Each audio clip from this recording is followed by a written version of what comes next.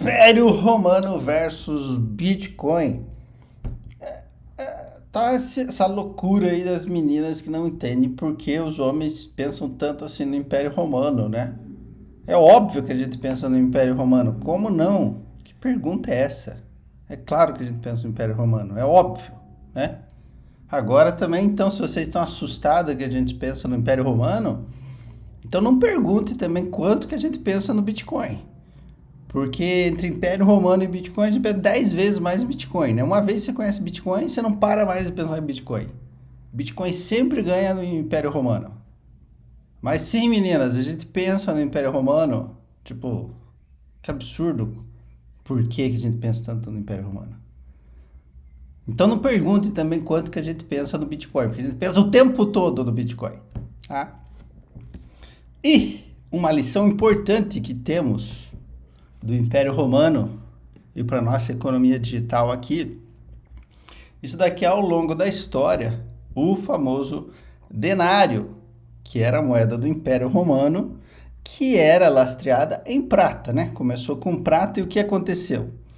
A partir já de 64, 68, eles começaram a fazer o debasement da moeda, ou seja, começar a ter mais moeda em circulação do que prata. Essa curva aqui, a queda, é aqui ao longo dos anos, aqui, onde que a moeda prata vai de 90% a zero em 90 anos. Então, quando chega aqui no final a decadência do Império, o denário já está sem lastro nenhum em prata e é só impresso na garantia do governo. Qualquer semelhança com a situação mundial da moeda é mera lembrança histórica, né? Então, você veja que levou 90 anos para a queda do Império Romano e você tem isso também associado com a queda da moeda, da confiança na base monetária da moeda, que era o denário, né?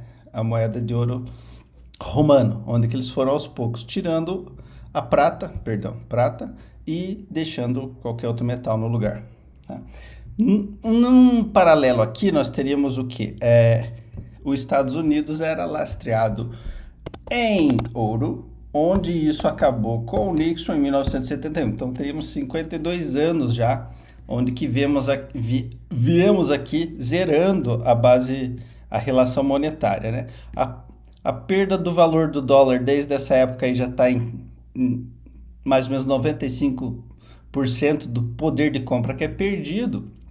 E algo bem semelhante que aconteceu aqui e numa trajetória, num tempo que a economia era mais lenta, o Império Romano dominava o mundo, né? Não as Américas, não a maior economia, mas era o grande império que dominava.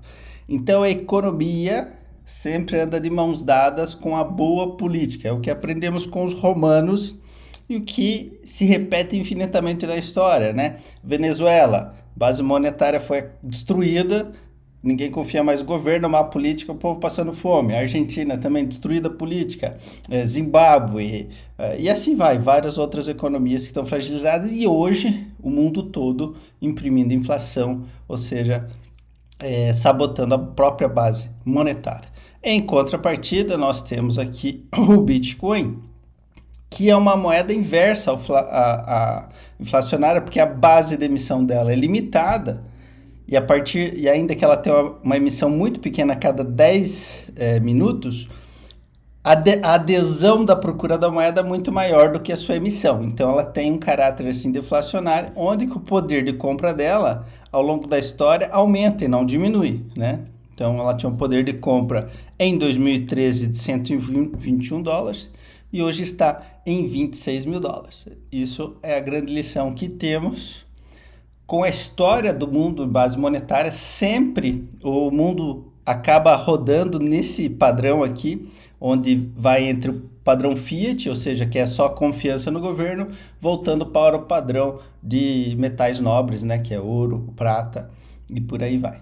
Então, sim, nós pensamos no Império Romano com frequência e sim, nós pensamos em Bitcoin o tempo todo e essa é a lição que temos entre moeda, base monetária e Império Romano.